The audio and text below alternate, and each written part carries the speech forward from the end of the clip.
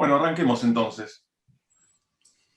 Bueno, buenos días a todos y todas. Disculpas por este inconveniente técnico, que ya está solucionado. Así que bueno, vamos a arrancar con lo que teníamos previsto en la clase de hoy, que es la charla El río sin orillas. Y les voy a contar brevemente de qué va la charla, cuál es la propuesta de la misma. Es una charla que no di el año pasado, básicamente porque tuvimos un año corto, así que en realidad hace 2 años que no doy esta charla, así que este año la volvimos a retomar, la volví a retomar. En realidad el título El río sin orillas se refiere a un libro magistral de uno de los grandes escritores argentinos, Juan José Saer, del cual después vamos a compartir con ustedes algunos textos para que lo lean. Es un libro muy, muy recomendable. Y en realidad es un título que hace alusión al Río de la Plata. Es una metáfora que Saer utiliza para referirse al Río de la Plata como un río sin orillas. Y voy a comenzar, como lo hago siempre, con un preludio. En este caso, la charla está dividida básicamente en 2 grandes partes, como hago siempre. Una primera parte dedicada a cuestiones un poco más teóricas sobre todo lo que tiene que ver con la cultura y el territorio en relación a nuestro medio. Y una segunda parte en donde nos vamos a meter más en temas de arquitectura, y lo voy a hacer a través de una serie de estrategias proyectuales, que es una clasificación, una taxonomía propia que hice en relación a distintas formas de trabajar el paisaje y el territorio rioplatense, ¿no? Esas formas son el patio, en sus versiones moderna y americana, el pliegue, el plano suspendido, el cielo celebrado y el mestizaje. Y todo esto lo voy a ir acompañando con una serie de ejemplos de arquitectura. Vamos a ver algunas obras de Claudio Caveri, del cual ya hablamos, al igual que Amancio Williams, que es como la contracara moderna de la posición arquitectónica de Claudio Caveri. Y finalmente voy a terminar la clase contándoles una obra de Amancio Williams, que es el pabellón Bougival, una obra tal vez menos conocida que La casa sobre el arroyo, que es la más famosa de todas, una obra que se construyó a mediados de los años 60 en el predio de la Sociedad Rural en Palermo, y que lamentablemente se demolió. Así que ese es un poco el menú de la propuesta.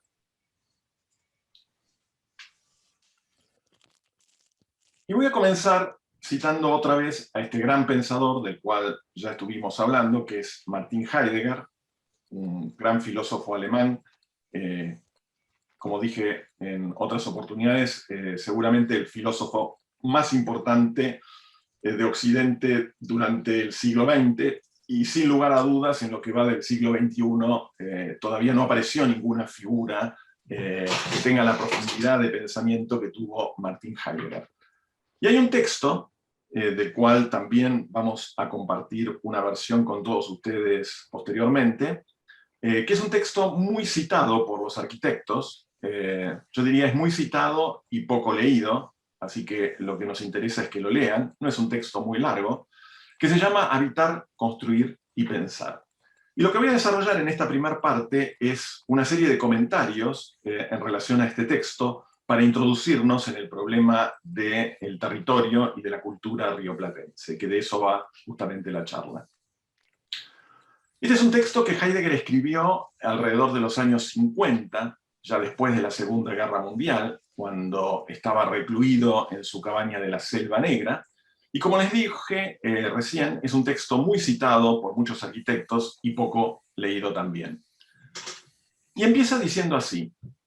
Dice, la tierra debe ser cultivada, cultivo que deviene de la palabra latina colere, de la que brotan cultivar, cuidar y cultura. Lo que hace Heidegger básicamente en este texto es un trabajo con el lenguaje. Heidegger, además de ser un gran filósofo, era un filólogo, es decir, estudiaba distintas lenguas, sobre todo lenguas antiguas y lenguas muertas, dominaba el latín, el griego antiguo, el alemán antiguo, y con estos análisis filológicos él construía su pensamiento a partir de pensar desde una serie de palabras. En realidad Heidegger nos va a decir en la introducción de este texto que el hombre se comporta como si fuera el dueño del lenguaje, cuando en realidad es este el que es y ha sido siempre el señor del hombre. Y esta inversión de esta relación, ¿no? Es decir, creernos que nosotros somos los dueños del lenguaje, cuando en realidad somos hablados por un lenguaje, es algo propio que ha llevado a cabo el hombre en esta modernidad. Y esta inversión de esta relación de dominio es básicamente lo que empuja, va a decir Heidegger, al hombre a aquello que es lo no hogareño. O, en otros términos, como va a decir también, a la posibilidad de no habitar. Él va a entender justamente el problema del habitar, que es uno de los puntos cardinales de este texto, no como un problema estrictamente constructivo o arquitectónico, y lo aclara en la introducción del texto, sino como un problema del lenguaje.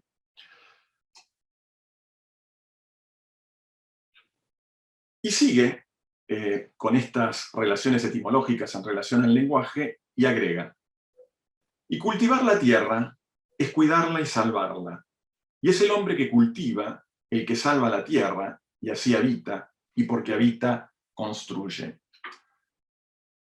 Como les dije, Heidegger en este texto hace toda una serie de relaciones con la palabra cultura, cultivo, habitar, construir, pensar, las analiza etimológicamente en sus raíces, y empieza a tejer, a partir de estas raíces propias del lenguaje, lo que el lenguaje le va diciendo a él. No es una imposición sobre la lengua lo que hace en el texto. Y en realidad, ¿por qué nos interesa a nosotros este texto en particular para introducirnos al tema? Porque una de las cosas que hace, y que empieza a hacer, y que es lo que acabo de leerles, es que Heidegger da en el texto una definición del origen de la palabra cultura, que como él bien lo acaba de señalar, tiene su raíz etimológica en una antigua palabra latina que es colere, y como dice él, de esa palabra derivan cultivo y cuidado. Y nos importa saber lo que es la cultura, porque como lo dije en la primera clase teórica, cuando presenté la propuesta pedagógica, nuestra mirada de la arquitectura, desde el taller, es una mirada centrada en el hombre, es una mirada humanista. Nosotros no entendemos la arquitectura como un producto que se consume, sino por el contrario como un producto cultural por excelencia. Y si entendemos que la arquitectura es un factor emergente de la cultura de un pueblo, de un país, de una nación, es muy importante saber qué significa la palabra cultura. Y Heidegger, en el texto, luego de aclarar que su análisis no tiene que ver con cuestiones arquitectónicas y constructivas, sino que es un problema de lenguaje, se mete justamente con el tema de la cultura. Y en realidad lo que hace Heidegger indirectamente también con este texto es darnos un mito, o contarnos un mito posible desde el cual surge la cultura. Porque uno se puede preguntar, y con justa razón en este punto, ¿desde cuándo el hombre tiene cultura? En realidad no hay una respuesta histórica, no hay una fecha precisa que podamos dar para decir desde tal momento el hombre construyó cultura. Pero es algo inherente a la naturaleza humana, por eso decimos que es una posición centrada básicamente en el hombre, es una posición antropológica, es algo que está propio y es propio de la naturaleza humana que el hombre construya cultura. Y esto es así desde el hombre de las cavernas, que nos dejaron, por ejemplo, las primeras y primitivas pinturas rupestres, que de alguna forma ya esas pinturas son una manifestación cultural. Y hay que decir varias cosas en relación a la cultura y al cultivo. Y Heidegger, de alguna forma, cuando analiza esta relación entre la cultura, el cultivo y el cuidado, está pensando, estimo yo, en una imagen como la de este cuadro que les estoy mostrando en pantalla. Este cuadro es un cuadro muy famoso de Peter Bruegel, un pintor flamenco, que lo pintó en el año 1565, y que está actualmente, este cuadro, que tiene unas dimensiones importantes, en el Museo Metropolitano de la Ciudad de Nueva York. Y este cuadro pertenece a una serie que Bruegel pintó allá por el 1560, que se llama Las Estaciones. Y en realidad son distintos momentos de estaciones del año que él va relatando en este cuadro. Hay uno muy famoso que muestra el invierno, etcétera, etcétera. De hecho, también, hago un paréntesis en esto, estas pinturas de Bruegel han sido muy citadas por uno de los cineastas favoritos del taller, que es Andrei Tarkovsky, en muchas de sus películas, como Solaris, Andrei Rublev, etcétera, etcétera. Pero vamos a centrarnos en el cuadro de los cosechadores, porque tiene que ver con el texto de Heidegger. En realidad, si nos preguntamos desde cuándo el hombre construye cultura, como les acabo de decir, históricamente no podemos dar una fecha cierta. Por lo tanto, entramos en el terreno del mito, es decir, no de la precisión histórica. Lo que sí sabemos es que las primeras manifestaciones de comunidad de los hombres que vivían en cavernas, estos se manifestaban moviéndose en el territorio, es decir, eran culturas nómades. Se trasladaban de aquí para allá, más allá de que vivían en cavernas, y básicamente esta movilidad en el territorio de los hombres más primitivos que conocemos desde la historia, se debe a que este nomadismo estaba empujado por la búsqueda del alimento. Pensemos, qué sé yo, en inviernos muy crudos, en donde era difícil por ahí cazar animales o recolectar frutos de los árboles, porque los árboles estaban todos secos y sin frutos y sin hojas, y por lo tanto, si el hombre permanecía en un lugar y no se movía de acuerdo a las estaciones del año, lo que acontecía es que ese hombre, esa comunidad, se moría de hambre. Entonces, había una necesidad de búsqueda del alimento, y como consecuencia de esa necesidad de búsqueda del alimento, los hombres se movían en el territorio, es decir, eran nómades. Pero hay un momento, y ese es el momento indeterminado de la historia, por eso digo que pertenece más al mito que a la historia, y de alguna forma Heidegger nos está contando uno de los mitos de origen de la cultura, y no es el único.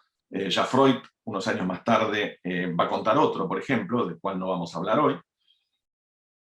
Hay un momento en la historia en donde esos hombres nómades que se trasladaban por el territorio buscando alimento, se fijan en un lugar, es decir, se transforman en sedentarios. Y ese momento está íntimamente relacionado con los cosechadores, es decir, con la presencia de hombres que cultivaban y cosechaban en la tierra. Imagínense que hay un momento, ese momento histórico que no podemos precisar en términos cronológicos, en donde el hombre se da cuenta que tal vez esta posibilidad constante de tener que moverse en el territorio podía ser derribada si era capaz ese hombre y esa comunidad de cultivar la tierra. Y ese cultivo de la tierra implicaba un poco lo que vemos en la imagen, es decir, el cultivar la tierra no es dejar que las cosas se liberen simplemente al designio de la naturaleza, es decir, es necesario seleccionar las semillas, es necesario saber dónde plantar esas semillas, es necesario regar esas semillas en el tiempo para que crezcan, y es necesario también esperar, ¿no? Y por eso el descanso bajo un árbol, ¿no? De esa comunidad, a que esas semillas florezcan y poder cosecharlas. Es decir, hay todo un proceso que acontece en este pensamiento que significa, básicamente, cuidar la tierra, y como va a decir Heidegger en otra de las acepciones, más profundas si se quiere, salvar la tierra. Cuando se produce ese momento de los cosechadores, no solamente estamos cuidando y salvando la tierra, sino que surgen a partir de esta nueva necesidad, la necesidad de empezar a fincarse en un determinado lugar. Entonces, como consecuencia de que ya el hombre no se traslada en el territorio para buscar el alimento, el hombre se fija en el territorio un lugar de morada. Y aparecen ahí las primeras construcciones, las primeras chozas, en donde el hombre fija un modo de habitar. Como se darán cuenta, y acá se empieza a relacionar también desde el punto de vista mítico las palabras que estamos utilizando, el cultivo y el cuidado de la tierra se relaciona con la posibilidad de construir y de construir habitaciones, es decir, la posibilidad de habitar. En realidad, Heidegger va a decir en el texto, el construir que cuida, cuida el crecimiento. Y el habitar es la manera en que los mortales, va a decir Heidegger en otra parte del texto, son en la tierra, bajo un determinado cielo, y son mortales, va a decir también, porque tienen conciencia de su propia muerte, de su propia finitud, ante una dimensión que justamente es la dimensión de los dioses, los divinos, los que son inmortales.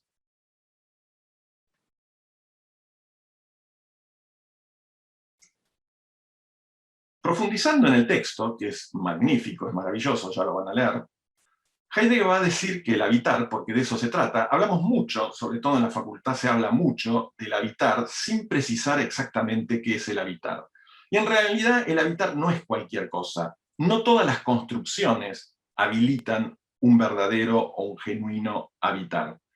En realidad, Heidegger va a decir que el habitar es el modo en el que acaece este cuádruple cuidado. Y este cuádruple cuidado, en realidad, se manifiesta en un encuentro entre 4 elementos, que son el cielo, la tierra, los dioses y los mortales. Heidegger va a utilizar también otra metáfora, que es la metáfora del puente en su texto. Él imagina un enorme valle, seguramente el valle desde el cual él escribía, porque él escribía en un bosque, en la selva negra, en una cabaña, pero una cabaña que daba a un inmenso valle.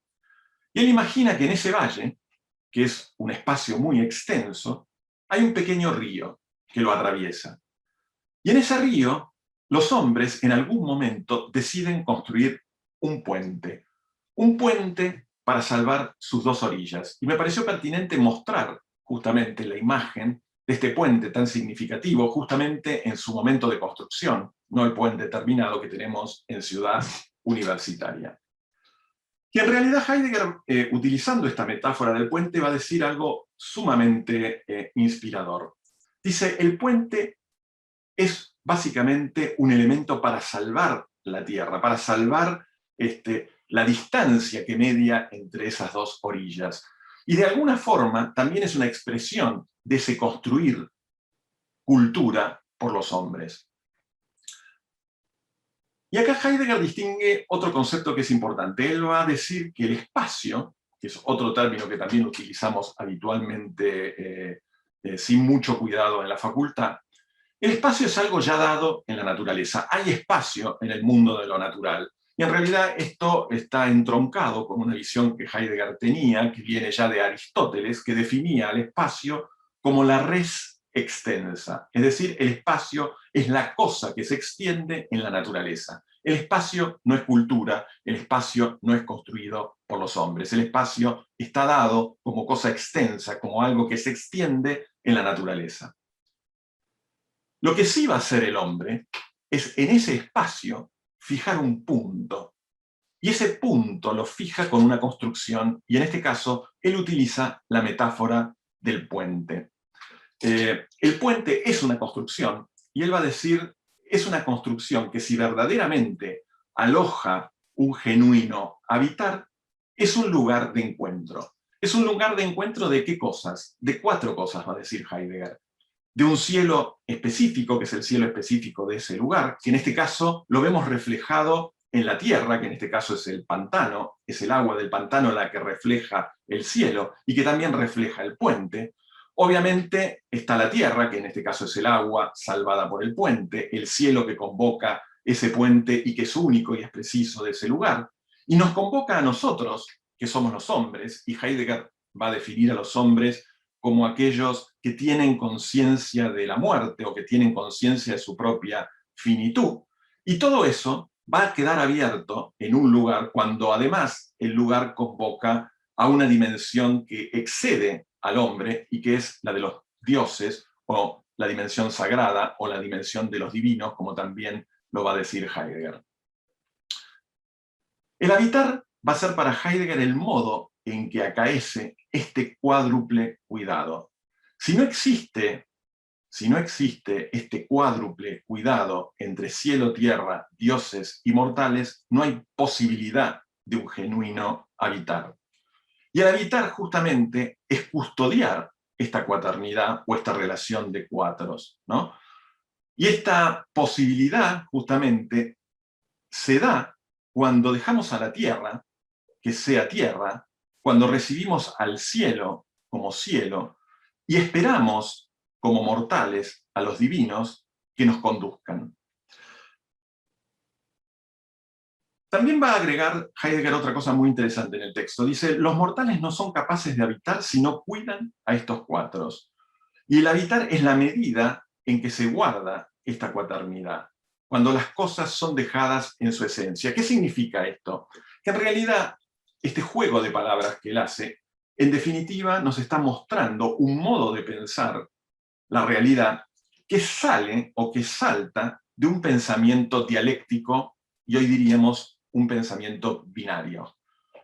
Cuando pensamos dialécticamente, por ejemplo, un sujeto piensa un objeto, o en pares binarios, bueno, malo, lindo, feo, arriba, abajo, en realidad somos nosotros, como sujetos, los que estamos dominando la realidad. No estamos justamente dialogando o escuchando esa realidad en una situación de par, sino que nos ponemos en una situación de dominio. Es por eso que Heidegger va a decir que esta relación de dominio, que tiene que ver con el lenguaje, es lo que hace que hayamos perdido al habitar. Y va a decir que esta relación de dominio con el lenguaje es una relación no hogareña. Siguiendo con el puente. Para construir este puente, y esto es casi lógico, es necesario medir. Tenemos que medir el ancho del río, tenemos que medir la profundidad de la tierra, en este caso del pantano que vamos a fundar, tenemos que medir los pesos de las diferentes vigas, de las piedras, de los materiales que vamos a usar para que el puente no se hunda. Y Heidegger va a decir que este medir que permite la construcción del puente es un meditar. Y ese meditar es el verdadero pensar.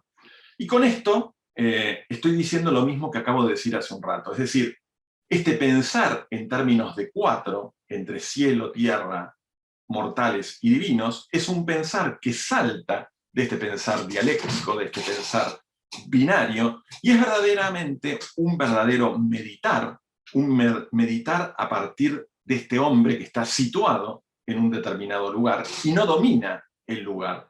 Y por lo tanto escucha lo que está pasando en ese cielo, lo que está pasando en la tierra, y como escucha la tierra, como escucha al cielo, salva a la tierra, la cuida, ¿no? Piensen en las resonancias que tiene este texto hoy en día, en donde hemos castigado, después de todos estos años, tanto a la tierra, destruyendo nuestra biodiversidad, con el calentamiento global, etcétera, etcétera. Todo esto que escribió Heidegger hace ya muchos años, hace más de 70 años, tiene una enorme actualidad. Porque en definitiva está diciendo que este pensar de cuatro, que en el fondo es un meditar sobre un verdadero habitar, trasciende justamente ese modo de pensar dialéctico que es el que ha construido la modernidad. Y finalmente, va a decir Heidegger, aquello que define a la arquitectura como cultura es este cultivo que hace el hombre que habita. Y porque habita, construye habitaciones que convocan, y en este caso la palabra convocar significa dar voz a los cuatro, a la cuaternidad, a estas cuatro relaciones que son el encuentro de cielo-tierra, dioses y mortales. Y por lo tanto, a partir de este encuentro de los cuatro, sin dominio de ninguno sobre el otro, pensamos. Es interesante también agregar que esto está presente ya en la arquitectura desde tiempos inmemoriales. La figura que les estoy mostrando abajo es justamente la del Panteón de Roma, algunos por ahí lo han identificado, que es este templo romano dedicado a todos los dioses, que básicamente es un gran espacio en cúpula que tiene una única abertura, y esa única abertura está dada en el sentido vertical hacia el cielo. Es una única habitación. Es el encuentro entre el cielo y la tierra a partir de la cúpula y del óculo, entre los mortales que visitan el panteón, que somos nosotros, y los dioses que son convocados, porque es un templo, en realidad, que fue construido originalmente para todos los dioses.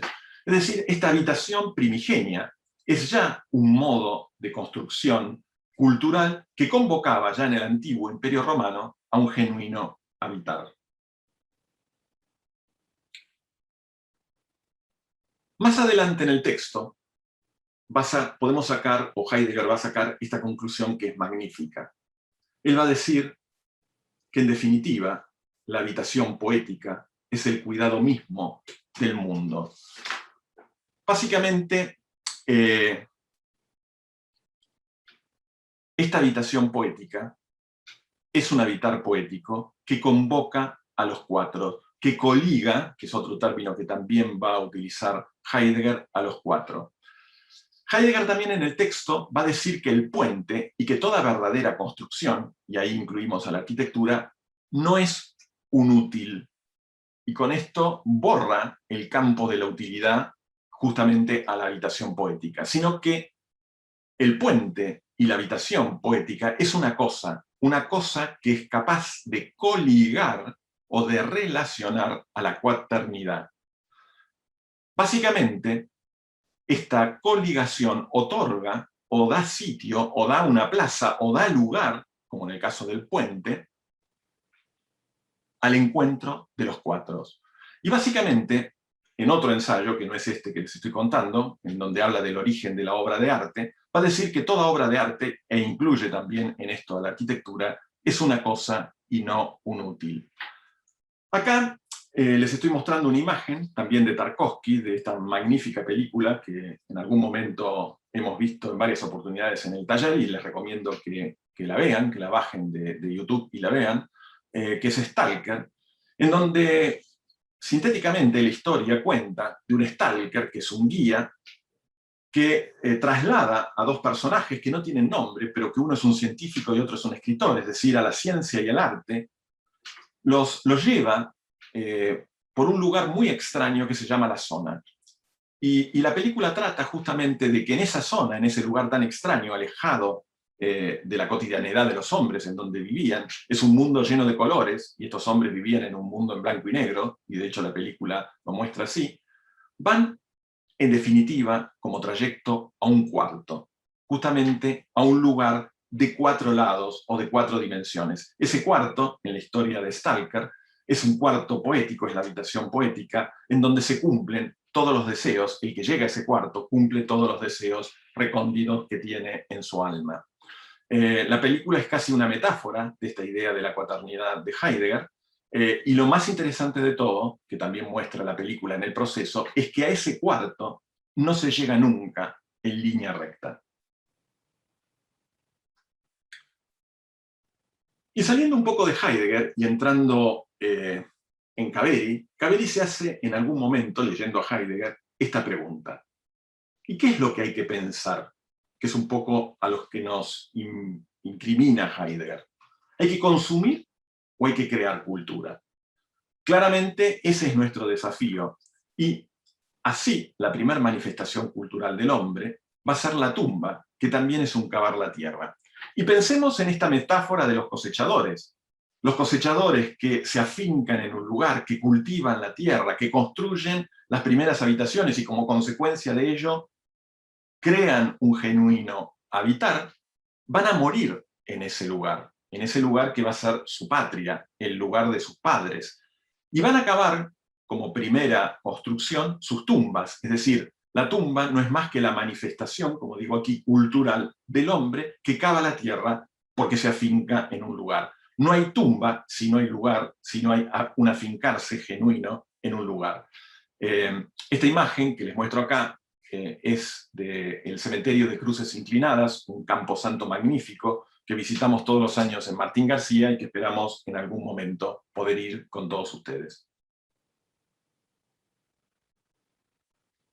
Y Caveri citaba a Nietzsche también en relación a esto de cavar la tierra, porque en definitiva la cultura, si la relacionamos con el cultivo, está relacionada con la tierra. Y Nietzsche, que fue de alguna forma un maestro intelectual para Heidegger, decía esto que también citaba Caveri en muchos de sus libros. Él decía, cava hay que cavar, porque debajo de tus pies vas a encontrar la fuente, vas a encontrar verdaderamente aquello que sos o que somos.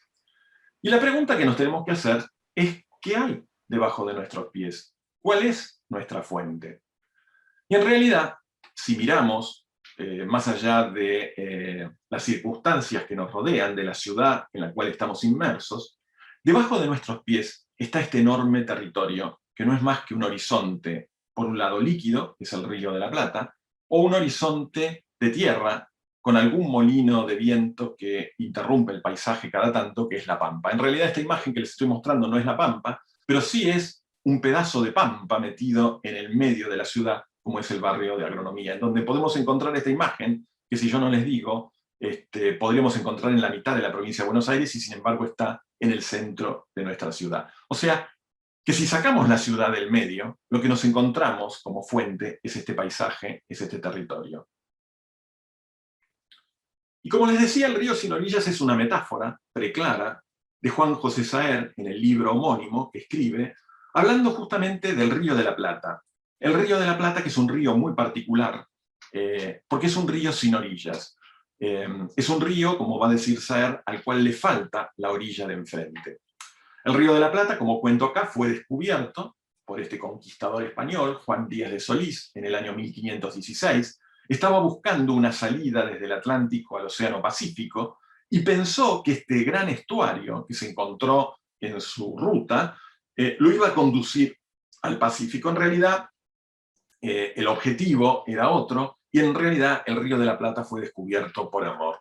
Y en realidad, como Solís venía de España y venía con la imagen de que un río, ¿no?, conceptualmente, no sé, tenía en su cabeza el Guadalquivir, y uno está en el Guadalquivir y ve la vereda de enfrente, o la orilla de enfrente del Guadalquivir, ahí nomás, se encontró con un río que no se podía ver la orilla de enfrente. Entonces, vio que tenía las dimensiones de un mar, y por eso pensó que era la salida al Pacífico, y en ese sentido se equivocó. Y es por ello que, como sus aguas eran dulces y era poco profundo, pero tenía la dimensión de un mar, no se le ocurrió mejor metáfora que nombrar por primera vez al Río de la Plata como mar dulce. En realidad, este mar dulce es un río enorme, tiene 34.000 kilómetros cuadrados de superficie, y para que uno se dé una idea, es equivalente en superficie a un estado europeo completo, como puede ser el caso de Holanda. Las fotos que les estoy mostrando son una serie de fotografías muy antiguas, tomadas por Amancio Williams, este arquitecto que además era aviador, desde su avioneta en los años 40, porque Amancio trabajaba y le importaba mucho la dimensión territorial del río, y como además volaba, se dedicó a fotografiar el río en distintos momentos en aquellos años. Y en este caso lo que estamos viendo, podemos reconocer ahí a la ciudad de Buenos Aires, envuelta en una bruma, una ciudad de Buenos Aires todavía chata, en los años 40, y vemos a Dársena Norte, envuelta en la atmósfera, en la bruma, de este enorme territorio que es el Río de la Plata. Río y ciudad mezclados en un único clima. Y hay una serie, lamentablemente este archivo ahora ya no está en la Argentina, desde hace un tiempo, está en Canadá, por decisión de la familia de Williams, pero este archivo incluye una serie de fotografías que Amancio tomó en aquellos años en sus travesías por el río. Y en general, esta serie que les estoy mostrando es la serie del horizonte brillante del Río de la Plata, en donde Williams, no importa en qué lugar, se dedicaba a fotografiar el río en distintos momentos del día, ¿no? Y en general siempre buscaba la posibilidad de este horizonte brillante que destacaba como único elemento plástico entre el cielo y la tierra.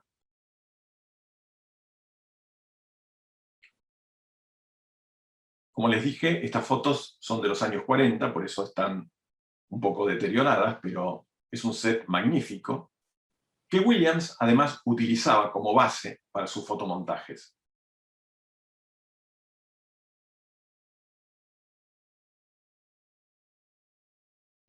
Y esto ya no es Williams, sino que es un estudiante del taller, hace un par de años, cuando íbamos a Martín García en un barco, y si teníamos la aventura de que el día en que estábamos navegando, que generalmente era un sábado por la mañana, era un día preclaro, en mitad de la travesía hacia Martín García, era posible o es posible ver esto. que es fantástico, que es ver a la ciudad de Buenos Aires en esta distancia, en estas dimensiones, ¿no?, entre el cielo y la tierra. Y ahí nos damos cuenta, casi en un sentido heideggeriano, lo minúsculo que somos como mortales, ¿no?, frente a la dimensión de un cielo, frente a la dimensión de la tierra, frente a esa dimensión que queda abierta, que es lo sagrado. La obra de los hombres es diminuta. A pesar de la inmensidad de esta gran ciudad, Buenos Aires no es más que una línea en este horizonte infinito. Y eso mismo acontece si nos vamos unos kilómetros más adentro, o en esta imagen que les estoy mostrando, que es del predio de agronomía. Cuando la ciudad desaparece, lo que empieza a aparecer es la línea de horizonte, con algún molino de viento que la rompe cada tanto.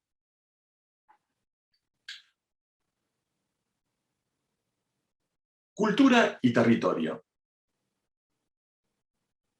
Un poco lo que vengo diciendo y contando a partir de este texto de Heidegger, y de lo que dije originalmente en la propuesta pedagógica. Nosotros creemos que la arquitectura es una manifestación cultural. Y si creemos que la arquitectura es una cosa, no es un útil simplemente, es parte de la manifestación de una cultura, tenemos que saber de nuestra cultura, tenemos que conocer las invariantes de nuestra cultura. Si queremos justamente tener una relación de la arquitectura con la cultura, como es nuestra pretensión en el taller. Y en ese sentido hay que ser honestos. Las primeras manifestaciones conscientes de las cualidades culturales de nuestro territorio no fueron hechas por los arquitectos, ni siquiera tampoco por los artistas plásticos, sino que fueron los escritores, los poetas, los primeros que de alguna forma nombraron o dieron conciencia de alguna forma a este territorio a partir de sus manifestaciones culturales. Y en ese sentido les vamos a compartir a ustedes también una serie de escritos de Juan José Saer, como ya les dije, El río sin orillas, también algunos fragmentos de Ezequiel Martínez Estradas y su radiografía de la Pampa, o Haroldo Conti y su libro Sudeste, todos escritores que de alguna u otra forma trabajaron con el tema del río y de la Pampa. Y para ponernos un poco en clima de cómo estos escritores, muchos de ellos en los años 40, como Eduardo Mallea, sentían el territorio, les voy a leer algunos fragmentos de los mismos. El primer caso es La Bahía del Silencio, un libro magnífico escrito por Mallea en el año 1940, que dice así: mi pieza era bastante amplia. Tenía un balcón sobre la calle Tucumán. Uno podía ver perfectamente el río. Los vapores lentamente remolcados por el canal del Río de la Plata. Los rieles del ferrocarril, costero. Toda aquella región, en fin, tan provisoria y a la vez tan espaciosa, idéntica a la fisonomía general de nuestro país, que se caracteriza por una renovada desolación de la inacabable llanura. Y Saer, en El río sin orillas, dice esto: y únicamente, al cabo de un momento, el observador se da cuenta de que, al alzar la vista hacia el horizonte, en la vaciedad singular de la extensión, falta también aquello que en la configuración de todos los ríos descansa la mirada y tranquiliza, completando la noción misma de río. Falta la orilla opuesta. Y finalmente, Ezequiel Martínez Estrada, que escribe uno de los libros claves de la literatura argentina en los años 30, yo creo que hay dos libros que son claves en la literatura argentina, uno es El Facundo de Sarmiento y otro es Radiografía de la Pampa de Ezequiel Martínez Estrada, dice esto: tiene el hombre de la Pampa una concepción restringida del mundo, y está cautivo en los límites de esa concepción, en la jaula de su horizonte. Cree dominar un sector de la realidad sobre la que acaso ejerce señorío, y está cautivo como instrumento de esa realidad que en realidad no tiene salida al mundo. Y como les decía, en el campo de las artes plásticas, básicamente de la pintura, también hay una cosmovisión de la cultura y el territorio de dos artistas notables, sobre todo del siglo XX, de la pintura argentina, que son Emilio Petoruti y Alejandro Agustín Jules Solar, o más conocido como Jules Solar.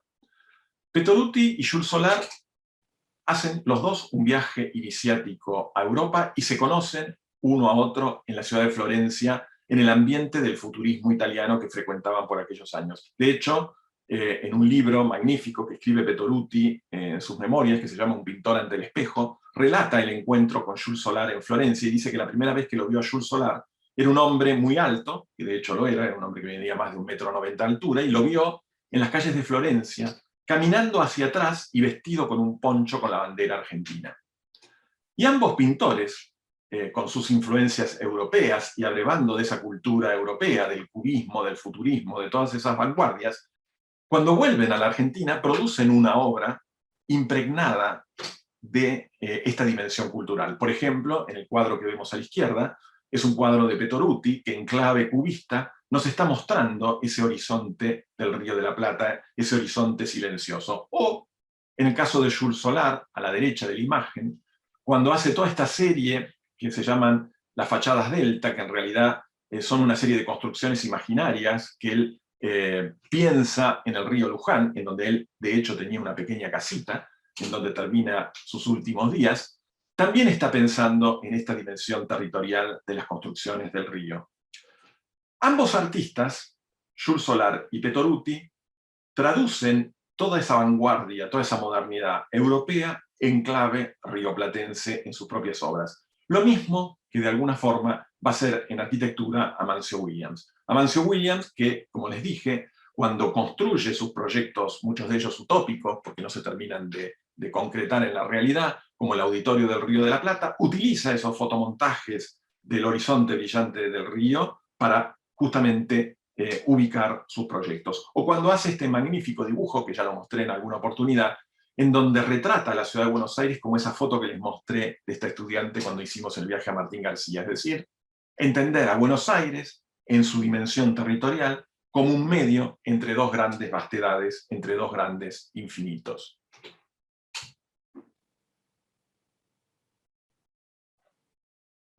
Pero así como tenemos esta visión de la cultura y el territorio dada por artistas, pintores, arquitectos, mirando también a Europa, ¿no? Mirando esa cultura europea de la cual somos herederos, hay otra cosmovisión en nuestro territorio que, si bien no niega esas raíces europeas, se afincó o cultivó la tierra desde otro lugar.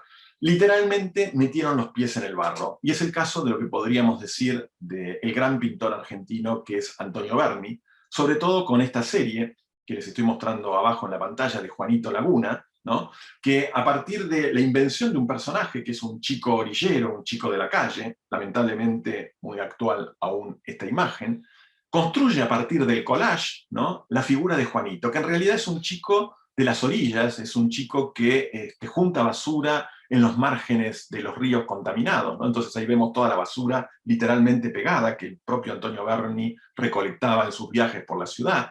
Y lo retrata Juanito con una campera de jean que también recolecta en la ciudad y un pantalón raído que también forma parte de sus collages y de sus viajes de deriva por la ciudad, y termina pintando ese majestuoso cielo en donde Juanito despliega un barrilete. O Antonio Berni, que también retrata a la Pampa, pero lo hace con tela de arpillera, ¿no? Entonces vemos este collage, que es en realidad un camino pampeano, un camino de la llanura, hecho en arpillera.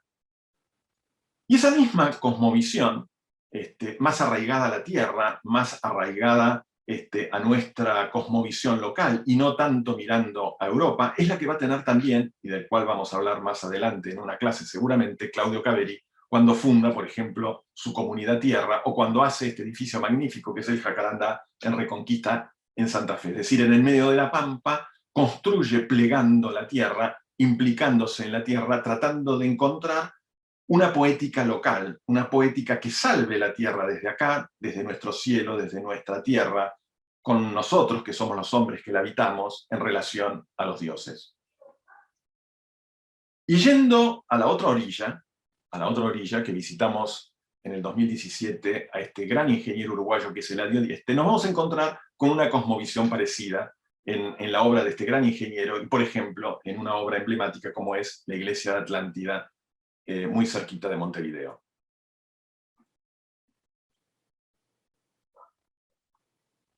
Llegados a este punto, hay otra cosa que también es interesante aclarar. Así como dije que no definimos en general muy bien en la facultad lo que es el habitar, a pesar de que citamos constantemente la palabra habitar en todos lados, también tenemos otro defecto que también está muy arraigado en nuestra cultura. Decimos que no tenemos una identidad, que en realidad el argentino, una de las falencias que tiene, es que no tiene una identidad propia. Bueno, cosa que nosotros claramente no creemos. Y para eso lo vuelvo a citar a Juan José Saer, que en un texto preclaro dice esto en relación a nuestra propia identidad.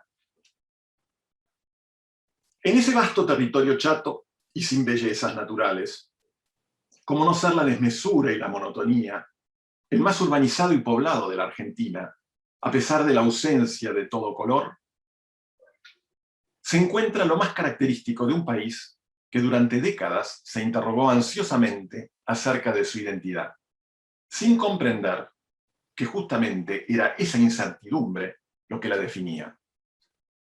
Una de las cosas que me parece brillante de este texto es que Juan José Saer da en la clave del problema de la identidad argentina, que se funda en esta incertidumbre, y esa incertidumbre, en una tesis que también sostiene Martínez de Estrada en Radiografías de la Pampa, es directamente proporcional al habitante de este hombre de la llanura. El hombre de la Pampa vive en una llanura infinita, en un horizonte infinito, que lo único que hace es producir incertidumbre, y de alguna manera hay una especie de traslación de conciencia del paisaje en la conciencia de los hombres. Y esa conciencia del paisaje, que está determinado por esa incertidumbre, es la que también termina contaminando a los hombres que viven en estas pampas.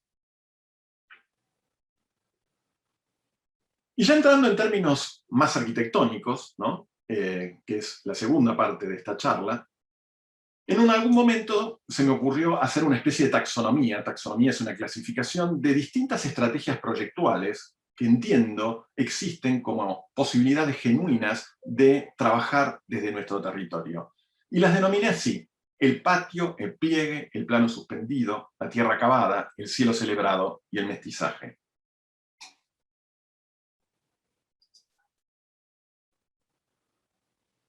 En Fervor de Buenos Aires, Jorge Luis Borges, este gran escritor argentino también, escribe un poema que se llama Un patio, y dice así: con la tarde se cansaron los 2 o 3 colores del patio.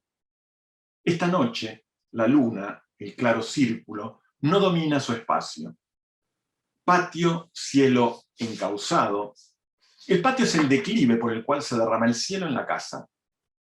Serena, la eternidad espera en la encrucijada de las estrellas. Grato es vivir en la amistad oscura de un zaguán, de una parra, de un aljibe.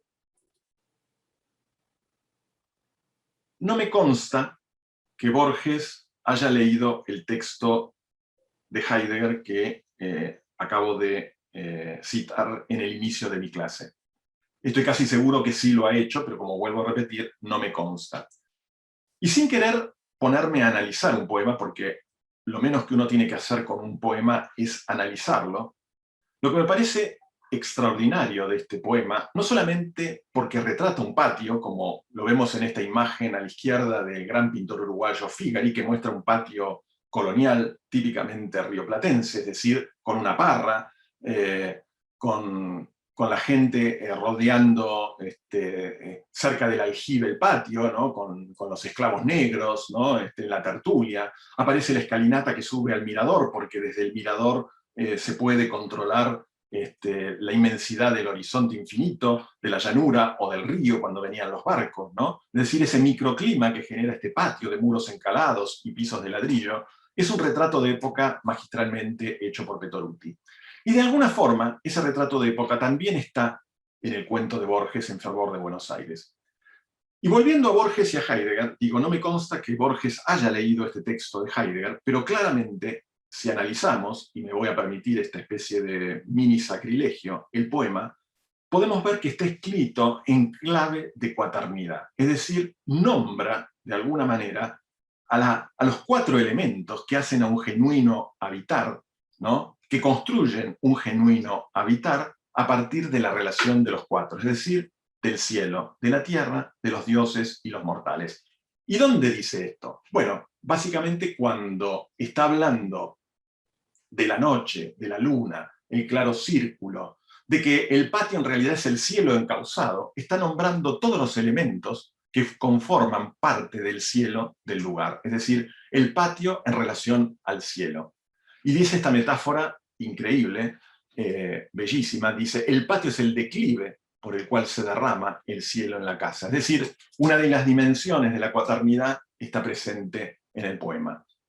Pero por otro lado también están los elementos de la tierra.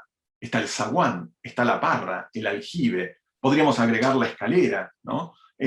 Todos esos elementos que de alguna manera se aferran a la tierra para que el patio sea patio.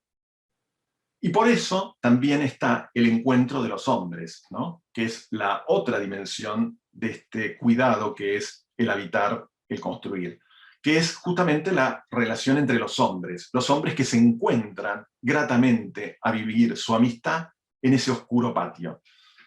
Y finalmente, la dimensión abierta de estos cuatro, que es la dimensión que nosotros no controlamos, que justamente es la eternidad, es los divinos, son los inmortales, a los cuales, bien dice Borges, hay que esperarlos en la encrucijada de las estrellas.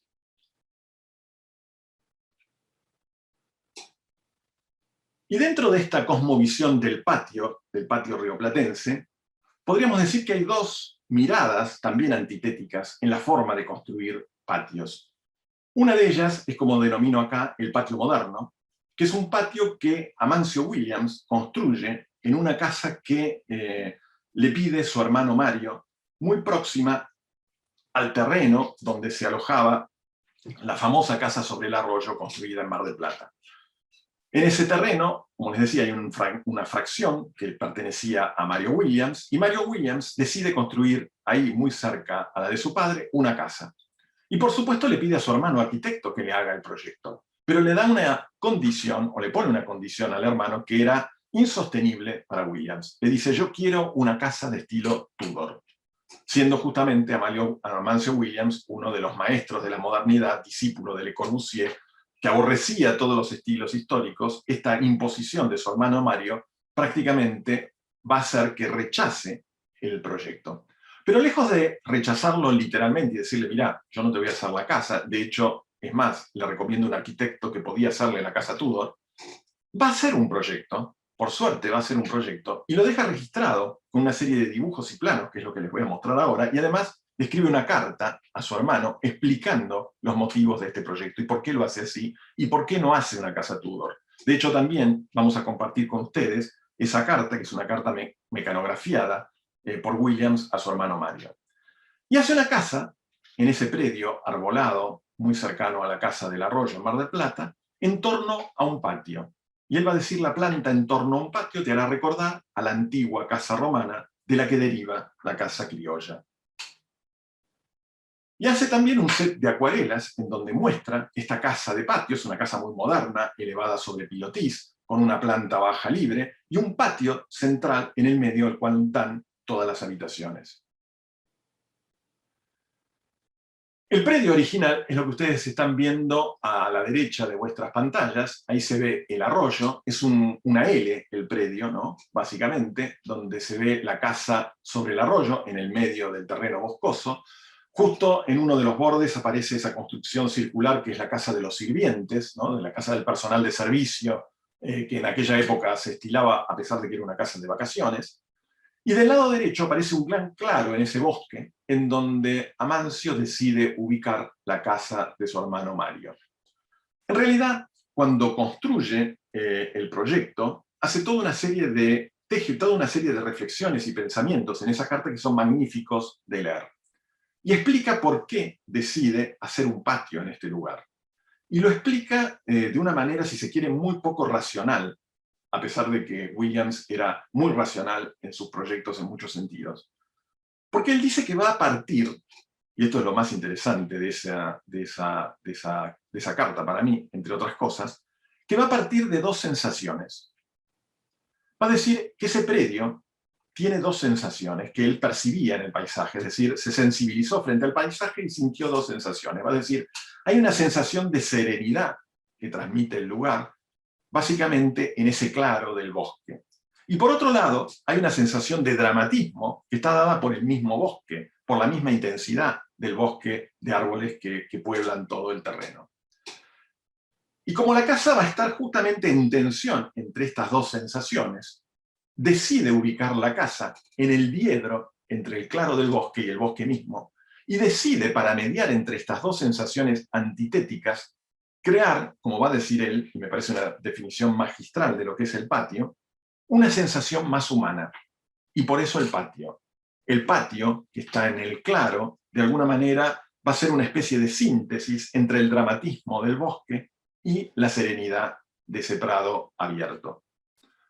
La planta baja es lo que ustedes están viendo a la izquierda de la imagen, tiene una pileta, una piscina cuadrada, tiene los locales de servicio, los dormitorios del personal de servicio y la cocina en la planta baja, una escalera que permite acceder a un piano nobile, y ahí básicamente están todos los dormitorios principales y demás.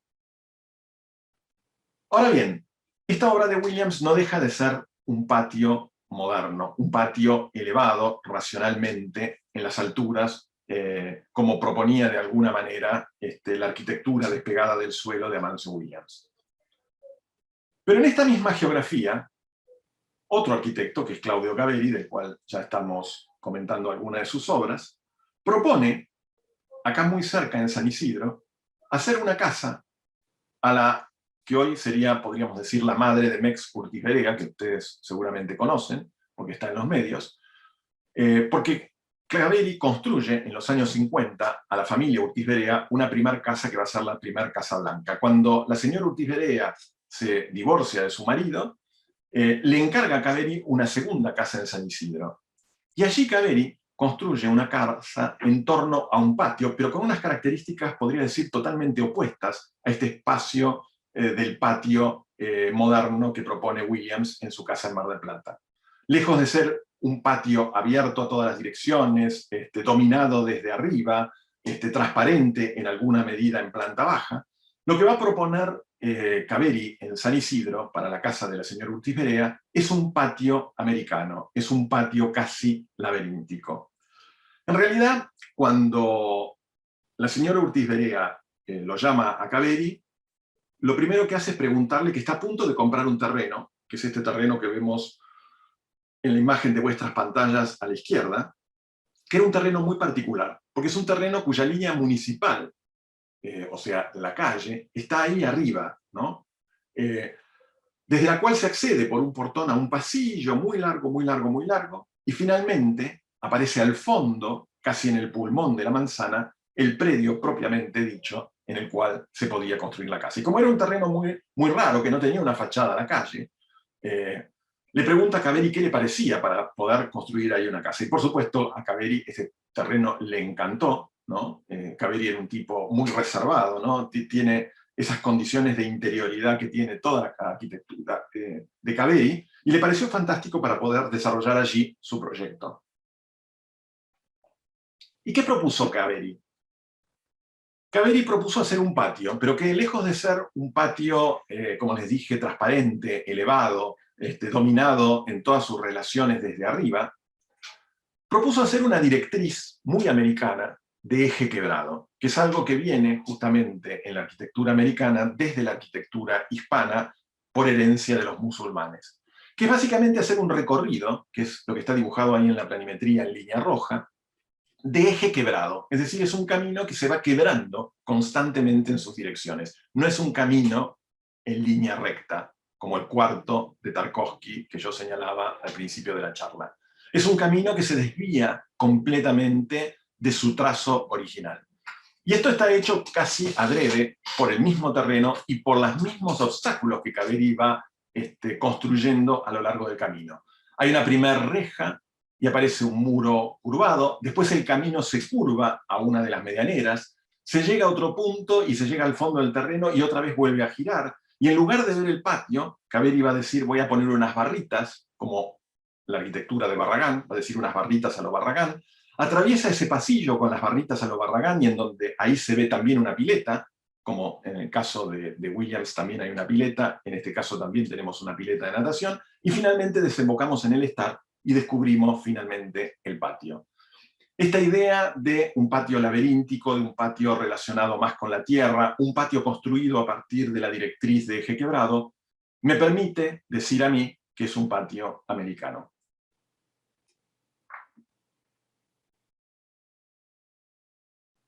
Pero el patio, en realidad, y en esto Kaveri va a ser fundamental en sus pensamientos y en la construcción de sus pensamientos, va a hacer una serie de reflexiones sobre este tema, el patio no es más que una tipología heredada de la arquitectura española que viene de la arquitectura romana a América. Es decir, es una estructura importada. Él va a decir, en realidad, que toda la arquitectura argentina es colonial. Y lo va a decir peyorativamente, porque en realidad somos una colonia. Y en esto, por supuesto, también hay una posición política muy fuerte de parte de Kaveri. Y él va a encontrar en las barriadas del conurbano bonaerense, sobre todo en Moreno, un modo de construir muy particular, que es a partir del metal desplegado y del ferro cemento, que le va a permitir moldear y modelar las paredes de las construcciones como si fueran pliegues. Y de hecho, va a generar arquitectura plegada, es decir, arquitectura a partir de la figura del pliegue. Y él va a decir, o podemos decir, que como el patio se constituye en un recinto racional que cobija el infinito afuera de la llanura, creando un mundo dentro de otro mundo, un vacío, básicamente el patio va a ser para Kaveri un patio de objetos y por lo tanto un patio vacío, y esto es una cosmovisión del espacio que viene de Europa, muy distinta a la cosmovisión americana. El pliegue, básicamente, oficia como un manto. Es un manto que flexiona la tierra continua del paisaje pampeano, produciendo en él una discontinuidad. Y así va a crear un lugar, no por vacío, sino por plegamiento. Y en uno de los tantos viajes que hicimos a la Comunidad Tierra, sobre todo cuando Kaveri vivía, acá lo vemos en uno de los viajes del taller, hace ya unos 15 años atrás, más o menos, esta foto es del 2004-2005, lo vemos al maestro Kaveri caminando con su bastón frente a su arquitectura plegada.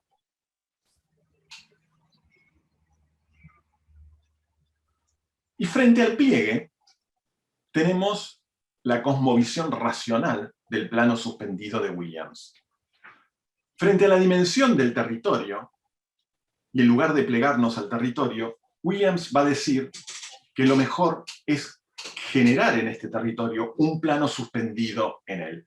Y esta estrategia proyectual la vamos a ver en trabajos de muy diversa escala, como por ejemplo este, que es el fotomontaje del aeropuerto en la ciudad de Buenos Aires, una idea que está inspirada en el plan de Buenos Aires de Le Corbusier de los años 20, cuando Le Corbusier viene en el año 29 y escribe el libro Precisiones, del cual también les vamos a mandar un fragmento para que lean.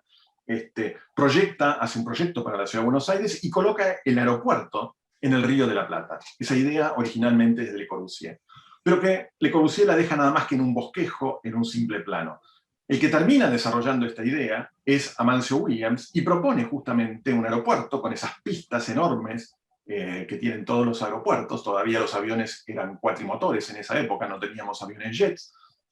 Pero lo que hace es básicamente para construir el aeropuerto es colocar un plano suspendido sobre el horizonte, posado en pilotis. ¿Por qué? Porque a diferencia de lo que ocurrió, por ahí muchos de ustedes son jóvenes y no lo saben, pero en los años 90 hubo un proyecto para hacer una aeroisla, es decir, para llevar el aeropuerto de Buenos Aires otra vez al Río de la Plata, pero en ese caso, disparatadamente, ese proyecto proponía crear una isla en el río. Con lo cual, lo que íbamos a matar, si colocamos una isla frente al Río de la Plata, era la noción del río sin orillas, es decir, le íbamos a colocar una orilla a un río que en realidad metafóricamente no la tiene. Y como Williams de alguna forma sabía que el Río de la Plata tiene ese horizonte infinito, no quería, a pesar de esta gran obra de infraestructura, colocar algo que anulara ese horizonte. Es por eso que lo eleva, y en realidad el horizonte inmaculado del río en este proyecto se conserva, y el aeropuerto está suspendido por arriba. Y esa estrategia, como les dije, va para diferentes escalas. Así como puede ir para la escala territorial de un aeropuerto en relación a toda la ciudad, también es la estrategia que aplica en la casa de su propio padre en Mar del Plata, el músico Alberto Williams, al cual le construye una casa con un plano suspendido. Esta es una foto de cuando la visitamos en un par de oportunidades con el taller en Mar del Plata. Acá vemos al grupo viajero en esta casa que mal se la conoce. Williams no le gustaba que la llamaran la casa del puente, porque parece un puente, y de hecho cruza un puente el río que atraviesa el predio, un riacho muy pequeño, por suerte, no es un gran río, pero él no decía que es la casa del puente, él la llamaba la casa sobre el arroyo. Y en realidad, la casa tiene un gran plano que se deja libre, que es el plano del arroyo, que es esa hondonada, y él genera un nuevo plano, que es el plano en donde nos encontramos acá con todos los estudiantes del taller, donde genera ese gran ventanal, que es como una gran galería a cielo abierto, mirando el paisaje, pero suspendido en él. Finalmente crea un segundo plano suspendido, que es en la terraza, a la cual también pudimos acceder por una escalerita que se sube ahí de costado en un recoveco de la parte de servicio de la casa, en donde se encuentran finalmente en ese último plano los servicios, la lucarna, los tanques de agua, las ventilaciones, que además era el lugar preferido de Amancio para dominar el paisaje y el territorio desde la altura y con eso dominar la lejanía. Básicamente, la casa sobre el arroyo es una casa moderna, pero es una casa que está inspirada en una tipología local. Es una casa criolla de galería. Es una casa pampeana de galería suspendida en el espacio. De hecho, lo que vemos acá es una casa lineal que tiene una galería, porque las dimensiones de ese espacio no es la de un estar, sino que básicamente es la de una galería. Esa galería está atravesada por una rampa escalera que se accede desde las dos puntas, de las dos orillas del arroyo. Se llega a ese piano nobile. En una de las puntas de la casa está el piano de cola en donde el padre de Williams componía su música, y del otro lado de la galería están los locales más íntimos de la casa, los dormitorios, la cocina, todo un placar continuo, que es un magnífico mueble de madera que lamentablemente en un incendio se quemó por completo. Y donde se explica verdaderamente la casa es en el corte, ¿no? Esta idea del plano suspendido, que en realidad se da en dos niveles, ¿no? El plegado de hormigón con la rampa escalera para llegar al piano nobile, todo ese piano nobile construido con elementos muy livianos de carpinterías de madera. La casa en realidad no tiene carpintería metálica, aunque por fuera parecería que fuera metálica, pero en esa época, en los años 40, cuando la casa se construye, no existía la posibilidad por la guerra de importar carpinterías de Europa, entonces se inventó una carpintería que parecía metálica, pero estaba construida en realidad en madera, y finalmente el plano suspendido de la terraza de hormigón armado. Cuentan las anécdotas que Williams, que era un obsesivo, tenía más o menos 30 años cuando hizo esta obra, porque no fue perfecta la medida del plegado de hormigón que replicaba el perfil del arroyo y de la hondonada del terreno, lo hizo tirar 2 veces abajo. Llegado a este punto, puedo empezar a sacar una serie de conclusiones. Básicamente, en nuestra cultura y territorio hay dos posiciones culturales contrapuestas, ¿no? Hoy llamamos a esto la famosa grieta, pero no me gusta llamarlo así porque es más actual, pero sí hay dos posiciones culturales contrapuestas claramente en nuestra cultura. Y esas dos posiciones yo las ilustro con estas imágenes. Imaginemos una tribu primitiva, lo digo entre comillas. ¿Cómo danza esa tribu? Bueno, esa tribu, en este caso una tribu africana, danza cuando danza pegado a la tierra, y de hecho golpean la tierra y levantan en ese golpetear la tierra una polvareda. Bueno, hay una posición cultural dentro de nuestra cosmovisión que se aferra a la tierra y que danza como estos danzantes primitivos golpeando la tierra. Esa posición en arquitectura es la de Caveri. Pero por otro lado hay una cosmovisión, si se quiere, más racional, más europea, que en lugar de danzar pegados a la tierra, pretende elevarse al cielo. Es la danza clásica, es la danza europea, es esa danza que quiere despegarse del suelo para volar, cosa que es imposible. Bueno, esa mirada de la cultura en relación a la tierra, despegada de la tierra, es la de Amancio Williams con sus planos suspendidos.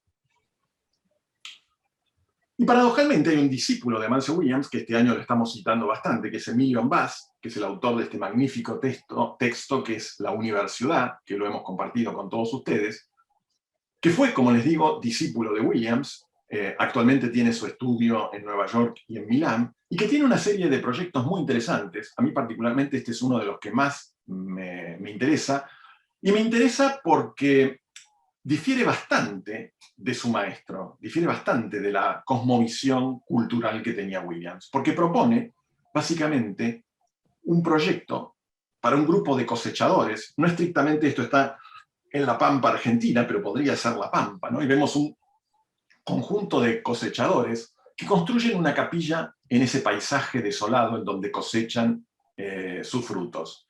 Y lo que hacen es cavar la tierra para construir la capilla. Y cavan la tierra descendiendo a la tierra y colocando al final del recorrido un pequeño altar. Un altar que cuando uno ve el corte, además, que no es lo que están viendo ustedes en las imágenes, tiene un pequeño piletón.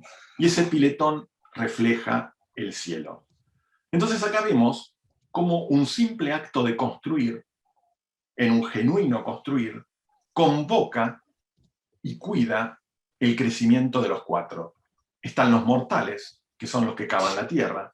Cavando la tierra descienden a la tierra y de allí se elevan al cielo a partir de la cruz y reflejando el cielo en la tierra con ese piletón de agua.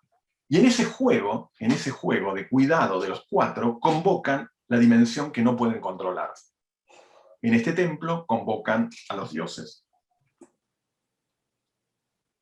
Y esta misma mirada, intuitivamente la tuvo Caveri unos años antes que el proyecto de Ambás, en una obra magnífica y una de las obras más famosas de Claudio Caveri, que es la iglesia de Fátima en Martínez. Cuando Caveri construye esta iglesia en el conurbano bonaerense de Martínez, en Libertador y Alvear, construye esta iglesia baja que en realidad se mimetiza con toda la escala doméstica del barrio y hace algo que es atípico para una iglesia. En parte porque el programa le exigía tener un teatro como parte, como un pequeño teatro con escenario y camarines y demás, como parte del programa de Fátima, que es el Teatro de la Cova, que actualmente está ahí semienterrado frente a la Avenida Libertador y Alvear en Martínez, que es lo que aparece en el corte en la imagen hacia la izquierda, y ese teatro semienterrado genera un atrio que está elevado, y desde ese atrio, para ingresar a la iglesia, en lugar de elevarse la iglesia, a la iglesia se entra descendiendo.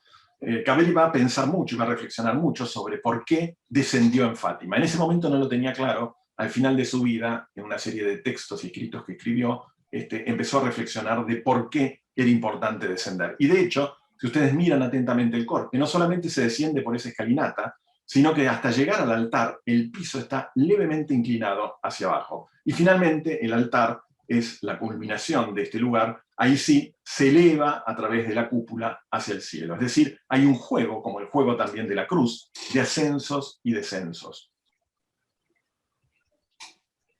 Y dentro de la producción de este año del taller, me gustó este trabajo, ahora no recuerdo el nombre, pero era un estudiante de Arquitectura 1, que me disculpe que no lo cito en su nombre, pero que me encantó porque en este primer montaje que surgió en el esquicio del huésped, una de las cosas que me pareció interesante es cómo jugó, a partir de las texturas del río, cómo jugó con la textura del río como cielo, el cielo como tierra, el río ennegrecido, y todo eso descendiendo, como en esta imagen de Emilio Ambás, con los mortales que somos nosotros por esas escalinatas que están presentes en Ciudad Universitaria. Tal vez este estudiante no lo sabe, pero de alguna manera, intuitivamente, está convocando en esta imagen a esa cuaternidad.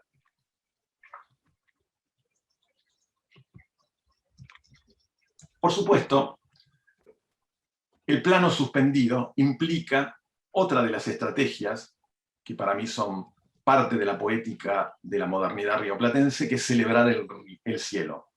Y celebrar el cielo lo vemos mucho en las obras de Williams, por ejemplo, en esta foto, en este fotomontaje del auditorio, auditorio que en una época, en una imagen, lo vemos también ubicado en los bosques de Palermo, y de repente aparece esta otra imagen, ubicado en el territorio del Río de la Plata, dialogando con el cielo, con las estrellas, con la luna. O este otro proyecto, que también celebra el cielo, de un gran mirador que construye Williams en el Río de la Plata, mirando la ciudad, que es su cruz, una cruz que iba a tener unos 200 metros de altura, y que iba a servir básicamente como un símbolo de bienvenida a la ciudad, en donde también se está celebrando el cielo, o la relación entre el cielo y la tierra en este paisaje tan particular que nos convoca.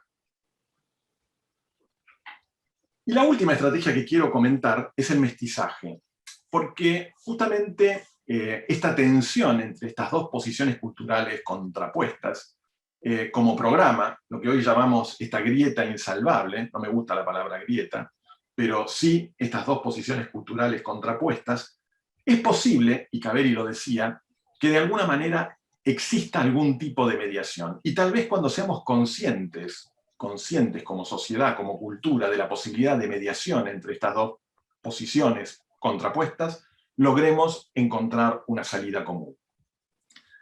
Y esa mediación, ya en las culturas precolombinas, estaba presente. Y estaba presente con la figura de un dios muy particular, que es Quetzalcóatl, que es mitad serpiente, serpiente que se arrastra por la tierra, y mitad ave que se eleva en el cielo, un quetzal, ¿no? Ese quetzal que es esa ave centroamericana con plumas de muchos colores y muy majestuosa, ¿no? El Quetzalcóatl es un dios bifronte, es un dios de dos caras, es un dios que es mitad serpiente y mitad ave, y por lo tanto es un dios mestizo, ¿no? Es una serpiente emplumada. Y es como dice Rodolfo Kuch en un texto preclaro, de ahí el continente mestizo. América toda se encuentra irremediablemente escindida entre la verdad de fondo de su naturaleza demoníaca y la verdad de ficción de sus ciudades. Y creo que esta imagen, que es de un trabajo del año pasado, de uno de los primeros collages que hicimos en Retiro, aparece esta tensión entre elementos disociados entre sí, ¿no? Claramente aparece ahí la Torre de los Ingleses como flotando y sostenida por unas estructuras que pertenecen al manifiesto de Chernikov, un constructivista ruso, ¿no?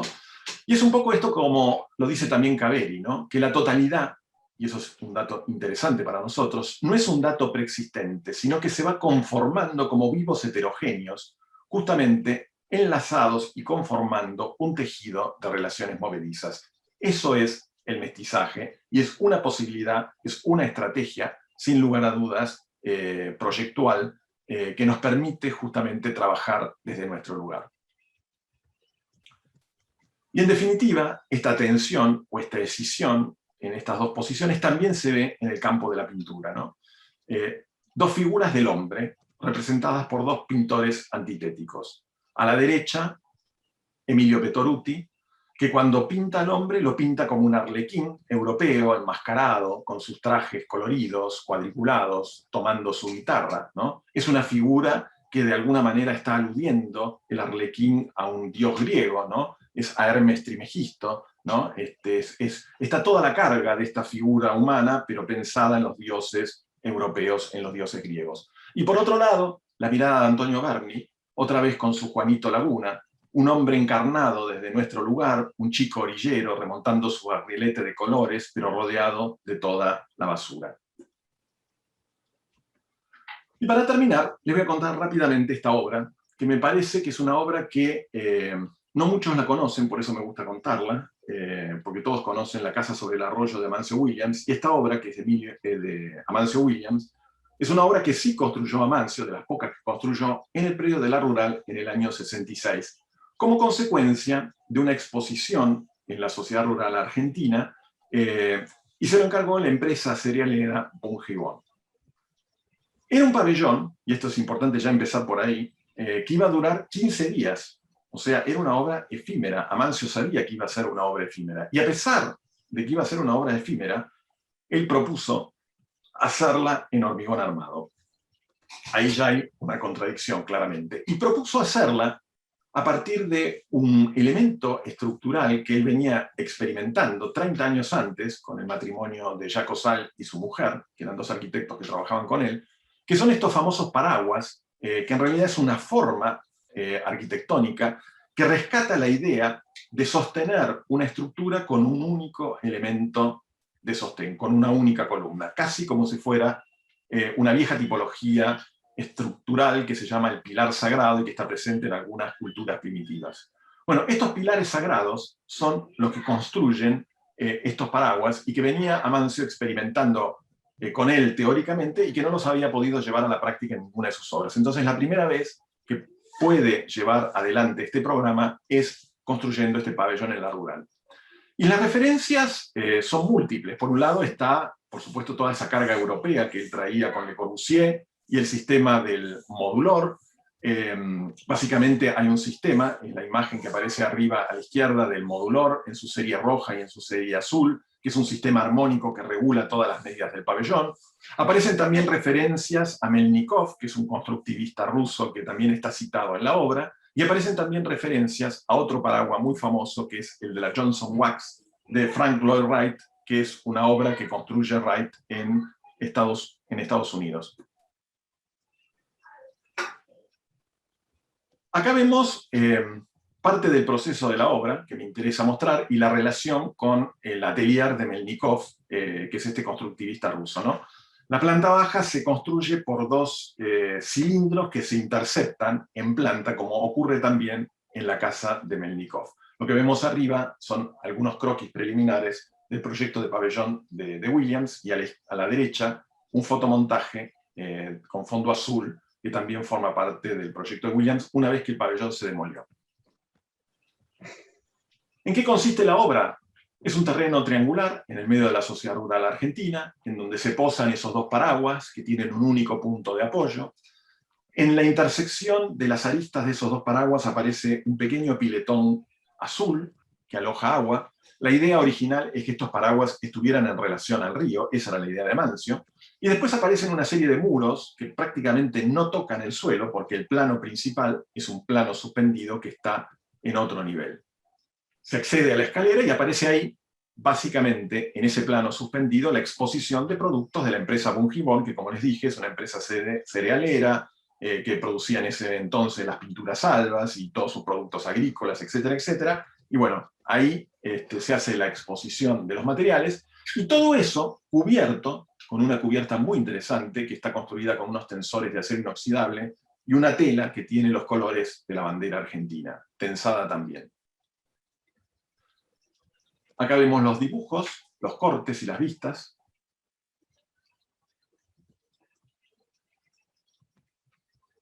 El corte constructivo, en donde se ven los dos paraguas con el piletón que está en el medio. Y ese piletón, como les decía, este es un detalle constructivo para ver hasta qué punto Williams le interesaba ubicar esta obra en el agua, que inventa este detalle, en donde el agua, si ustedes analizan el detalle, tiene una iluminación, un artefacto de iluminación que está en los bordes, que forma parte, digamos, de la iluminación de todo ese artefacto desde los bordes, se accede por una tapa de inspección arriba, pero el corte hace que el borde esté emboladizo y el agua se meta por debajo, con lo cual, como ese piletón estaba todo pintado de azul, cuando estaba iluminado de noche parecía que el agua discurría por debajo del pabellón, cuando en realidad se terminaba ahí nomás. Era un poco la metáfora de que el río pasaba por debajo. Y estas son las fotos de la obra en construcción. Yo tuve la ocasión hace unos años atrás de conocer a Luis Santos, que fue el director de obra de esta obra, y me contó una serie de anécdotas increíbles. Piensen en hacer un encofrado de madera para esta estructura que iba a durar 15 días, y este era el encofrado. O sea, una locura absoluta. Y me recuerdo, entre las anécdotas que me contó Luis Santos, que en un momento dado vino una tremenda sudestada a la rural, y tenían miedo que toda esta estructura entrara en resonancia, porque apenas 70 centímetros separaban a un paraguas de otro. Es decir, que si se movía demasiado, como consecuencia del viento, podían chocar entre sí y venirse toda la obra abajo. Por suerte, eso no pasó. Y la obra, fotografiada en aquellos años por Williams, es esta.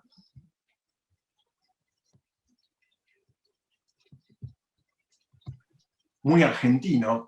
Toda la tipografía fue diseñada por una artista concreta que se llamaba Lidi Prati, que trabajaba junto con Amancio Williams, y toda la tipografía y el clima del pabellón alude a este clima neutros, de grises, de plateados, de celestes del Río de la Plata. Es decir, está todo impregnado por esa atmósfera argentina, obviamente en un tono de alta modernidad. Como les dije, desgraciadamente el pabellón fue demolido. Amancio escribió cartas hasta el presidente de la Nación para evitar que lo demolieran, pero indefectiblemente fue demolido. Y estas son fotos, ya cuando la parte de abajo fue demolida por completo, de los paraguas en el predio de la Sociedad Rural Argentina. Lo que terminó haciendo Williams, una vez que el pabellón fue demolido, es hacer una serie de reconstrucciones con unos fotomontajes, que se los conoce con el nombre de fotomontajes de fondo azul, que son en estas cartulinas azules, fotografiado el pabellón, e invadido por estas grandes vegetaciones o estas grandes naturalezas americanas que todo se lo fagocitan.